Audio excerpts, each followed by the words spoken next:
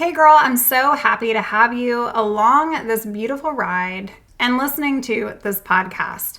Today I'm going to take you on a journey of grieving your past self while building into your future self.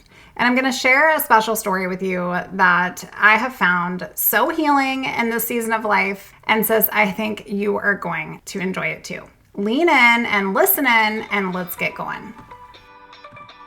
Hey girl, welcome to the Her Best Self podcast. I'm Lindsay Nickel, former competitive figure skater and perfectionist, turned God-led imperfect boy mom and digital CEO. If you find yourself constantly thinking about food and wondering if you'll wake up one day free from the obsessive thoughts and behaviors controlling your life, then I've created this podcast for you because I know exactly what it's like to be a downright hot mess trapped in a destructive cycle of disordered eating. I finally found freedom and you can too, girlfriend.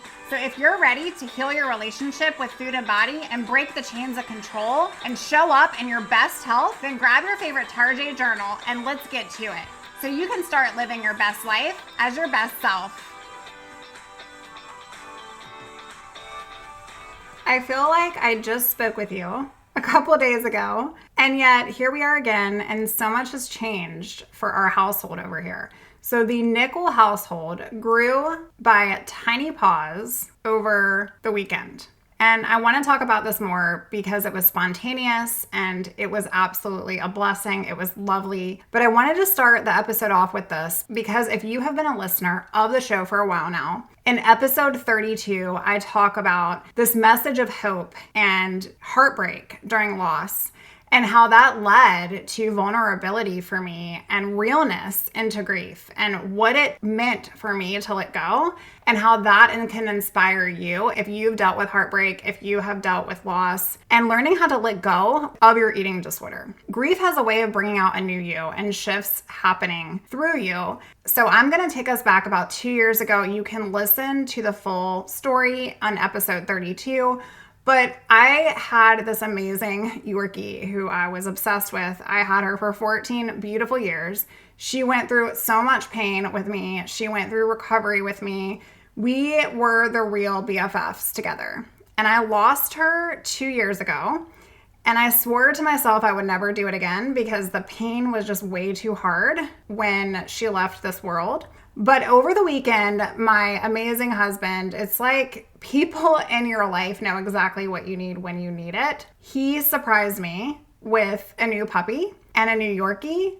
And she literally fits into the palm of my hand. If you're a client, I've probably shown her to you by now because I am so crazy after her. And she sits on my lap when I'm doing my client sessions. And I just love having my new BFF by my side. But it wasn't always that way. And there were many times when I felt like I would just never get over the grief of Lily. And this new puppy has just brought so much joy. Yes, it has brought nights of awakeness, so don't get it twisted. Puppies are legit like human being babies. It has brought a message of hope for me to share with you today because I've gone through this up and down whirlwind of a weekend of grieving my old puppy, my old dog Lily, of even feeling bad, like would she be upset that I'm happy with this new dog Callie, and grieving that entire thing all over again, but then embracing this healing. It's like a flood that came through me. And as I was sitting just thinking about what I wanted to bring to you this week, I want to talk about letting go. I want to talk about grief as a way of bringing out a new you and shifts in you. And there's times where, yes, you're going to experience heartache. I mean, in the Bible, it says we are not here to have an easy life and that suffering is going to happen, right? But that he promises good things from the pain and he heals the brokenhearted. I didn't have any idea this time last week that I was going to be blessed with this wonderful little creature. But after the pain and the letting go, what you will discover through this process is that you go through seasons. So there's seasons of preparedness and there's seasons of readiness and there's seasons of anger and there's seasons of pruning. And that is when the transformation takes place. This is the transformation season. And I wanted to come on the podcast today because if you're listening here, this is your season. So grief is complex And when you're shedding a former version of yourself, yes, it may not be a living thing, it may not be an animal, it may not be a loved one, but when you're shedding an attachment of yourself, of who you truly believed you were, and you have this awakening that you don't want to live like this anymore, there is a transformation that occurs inside of your being and in your soul and in your heart and in your spirit.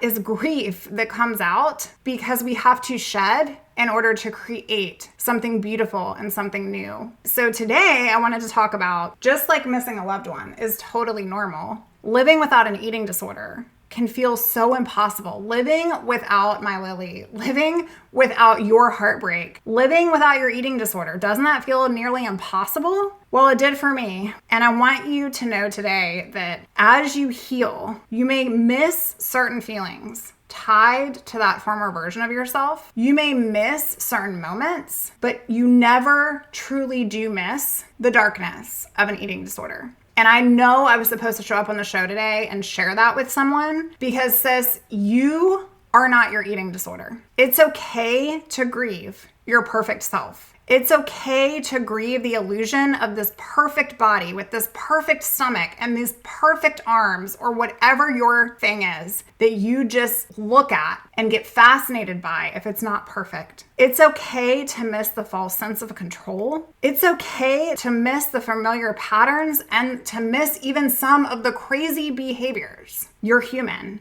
It's a grieving process. It's okay for you to mourn. You're actually going to mourn. You're going to mourn lost time. You're going to mourn experiences. You are going to undergo changes in your relationships and changes in your identity. And the stronghold becomes less and less attached to this identity of the false self, of the prior self, of the eating disorder self. There is a season between loss and hope where you are grieving this past version. And just like with myself, grieving this past animal that I so dearly adored, I never thought with my whole body I would ever feel like that again with something new. And today is proof that I do. And I know that this is a simple analogy, but I want you to know today that grief is important through this transformation. And says you are in a transformation season. In fact, fall can remind us that seasons change and you are right where you need to be, changing in this season. The trees literally are showing us right now. Yes, I'm in Virginia and it's gorgeous here and I love that about living here. But the trees outside my window are literally showing me how beautiful it is to let things go. Sis, it is your let go season. It is time to let this go. These chains around the disorder that is controlling your mind, controlling your life, controlling your relationships, controlling how you show up, it's time to let it go. So what does this look like for you? Well, ambivalence is real. Uncertainty about recovery is going to happen. You're going to let it come in like a wave. You're going to feel those feelings and you're just going to let them go. This feeling of being lost without old comforting routines, you will even feel overwhelmed at times. This overwhelming fear of anxiety of who you're actually becoming. I mean, could you actually become something greater?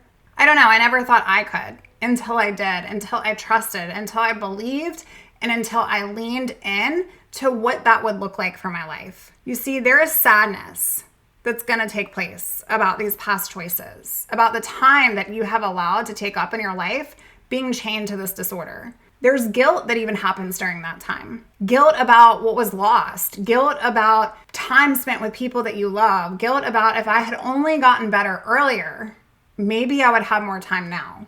But we're going to let that go too, because that can't come where we're headed. This is a season of transformation, and within transformation requires forgiveness.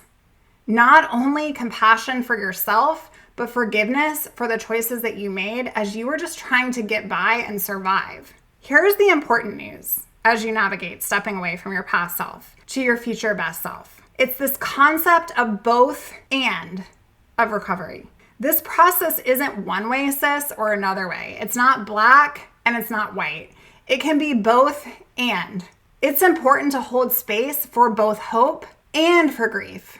It's important to feel both loss and relief. You're going to be both proud and scared. It's okay to accept mixed emotions during this time. And I want you to understand that you can both let go of the past and you can welcome what's next and yet to come. Here are some helpful techniques to work through it in your life. I want you to allow those feelings to come in without judgment. Then I want you to write. Write your little heart out, type your little heart out, whatever you prefer. Speak your little heart out.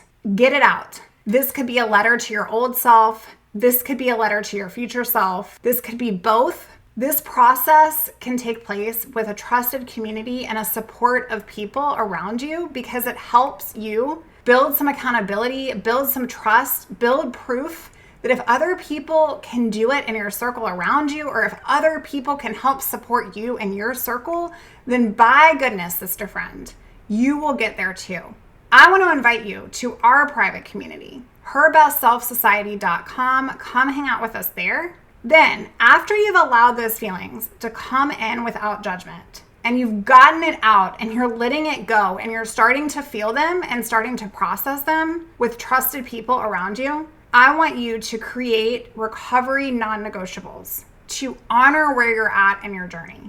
This can look like setting boundaries with you, making promises with you, committing to your future self and not even knowing what that looks like yet, but just the act of total surrender.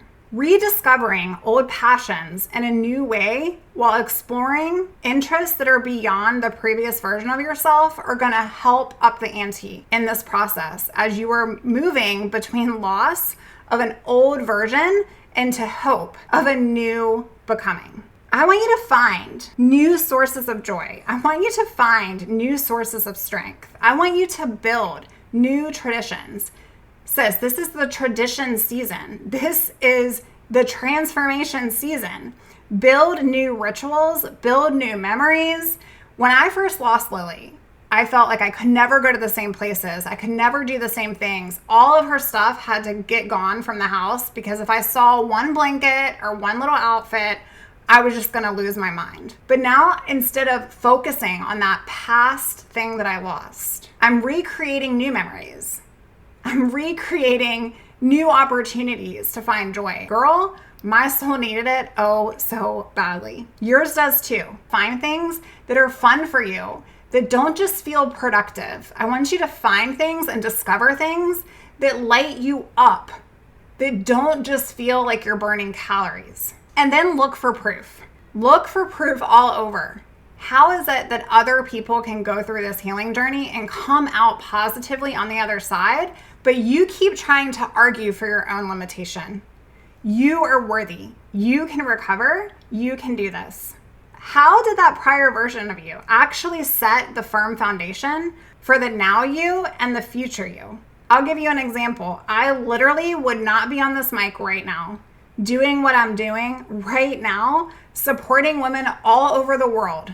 I would not be helping women heal themselves from themselves. I wouldn't be doing it if I hadn't had to fall really hard down a long, twisty spiral of a road to find myself, to create myself, to reinvent myself. And I'm not any different than you, girl.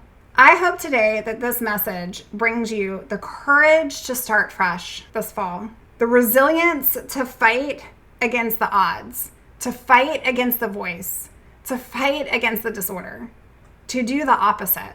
The kindness and the compassion as you change in this season, grant yourself that grace because you're going to need it. And the wisdom to find the right direction. Sis, you are going to experience so much strength to keep you moving forward. Your future self is literally ready and waiting. Today, know this, that you can experience hope through loss. You can experience complete transformation through the darkest time in your life. And if you're sitting here listening to the show, not believing it fully for yourself, start with why. What makes you so much different than me? What makes you so much different than somebody who's already recovered? The only difference is the act to decide to do the doggone thing. The only difference is the act to commit to not giving up.